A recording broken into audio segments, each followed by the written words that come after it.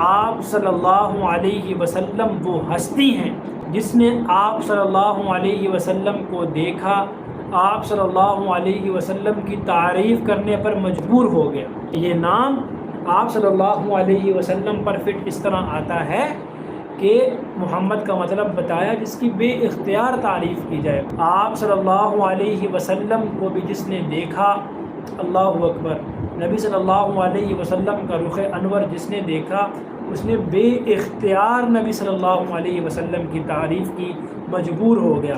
حضرت عبداللہ بن سلام نے نبی صلی اللہ علیہ وسلم کو دیکھا، پکار اٹھے، یہ جھوٹے نبی کا چہرہ نہیں ہو سکتا۔